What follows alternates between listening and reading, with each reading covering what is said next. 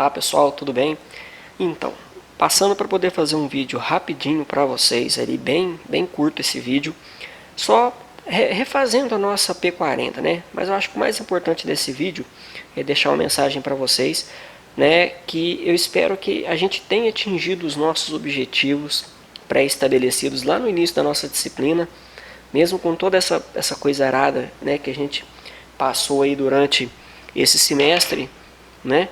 Que mesmo que com todas essas dificuldades a gente possa ter aprendido. Desejo sucesso para vocês nessa caminhada ao longo desse curso, né? Que todo mundo persevere, que isso tudo vai passar. Então um forte abraço da minha parte, pessoal. Foi um prazer tê-los como alunos desde lá no início, quando a gente teve as nossas aulas presenciais, as nossas primeiras aulas presenciais. Foi uma pena que a gente não pôde continuar assim, mas eu agradeço a participação de vocês e a colaboração e espero que a gente tenha atingido os nossos objetivos. Bom, então vamos lá rapidinho. Olha, a pergunta 1, ela tinha várias alternativas e isso até caiu em outras avaliações. Então, olha, só passando rapidinho, que quando a gente fala em números de inscrições, é uma quantitativa discreta, porque é algo que a gente consegue mensurar. Número de passageiros no ônibus da linha São Paulo-Rio, também quantitativa discreta. Escolaridade é qualitativa, porque não tem número. Peso médio dos reféns nascidos, quantitativa contínua. Por quê? Porque você tem casas decimais ali que você não sabe precisar exatamente quanto que tem aquilo ali. Altitude acima do nível do mar, mesma coisa, quantitativa contínua. Né? Uma pesquisa efetuada com 1.015 pessoas indicadas, indica que 40 delas, isso é quantitativa discreta, porque já fala o próprio número, 1.015.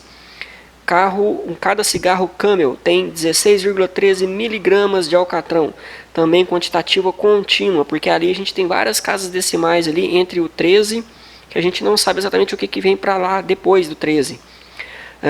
O radar indica que Nolan Ryan bateu a última bola a 82,3 milhas por hora, mesma coisa, você tem casas decimais ali depois do 3 ali, que a gente não sabe o que é. O tempo gasto para uma pessoa fazer uma viagem de carro de Brasília, quantitativa contínua também, porque a gente não sabe o que está entre aqueles 75 km por hora. Bom, a 2, pessoal, a gente tinha uma tabela aqui, onde nessa tabela eu precisava calcular primeiro a proporção e a porcentagem, e depois responder a pergunta.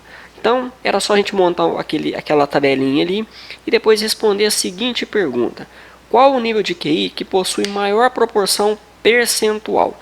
Quando a gente faz aquela nossa proporção entre a quantidade de alunos e o número de QIs, o que a gente percebe? Que a maior proporção é 36,45 e a menor proporção 3,74. Tá ok? Isso aqui também estava na prova anterior e também todo mundo acertou. Aí depois a gente tinha que fazer o quê?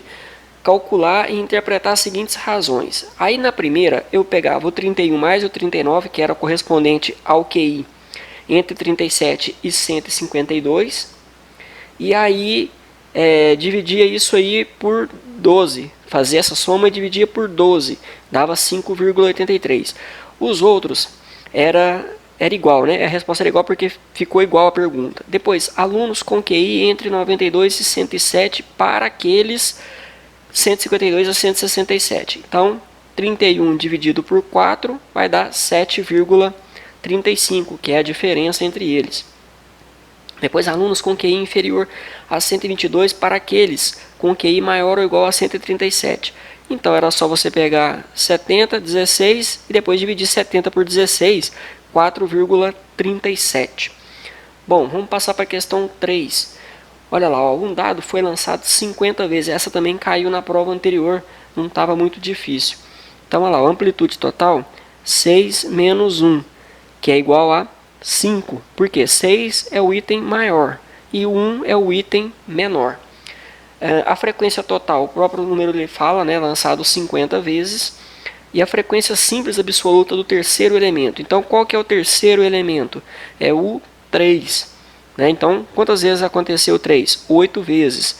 E a frequência simples relativa do segundo elemento, que é o 2, como é relativa, é em porcentagem. Então, a gente faz a conta e vai achar 18%. Essa também, pessoal, não teve dificuldade nela, não. A 4. Um médico está interessado em obter informação sobre o número médio de vezes em que 15 mil especialistas prescreveram certa droga no ano anterior. Então, nossa população 15 mil. Deseja-se obter N igual a 1 a 1.600. Que tipo de amostragem você sugeriria e por quê? Bom, essa aí também caiu numa prova anterior, no exercício anterior, aliás. E essa aí é uma amostragem simples ou sistemática, porque você pode escolher de forma aleatória um número médio. Né? Simplesmente vai pegando as pessoas ali numa escala, você vai tirando até atingir a quantidade de 1.600 amostragens. Então esse aí também é simples. A5. Um dado foi lançado 50 vezes e foram registrados os seguintes resultados. Essa também é de uma lista que a gente fez.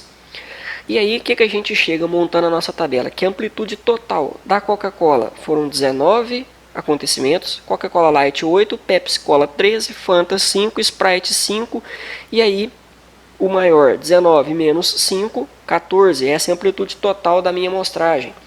Qual que é a frequência? Já falou, 50 vezes.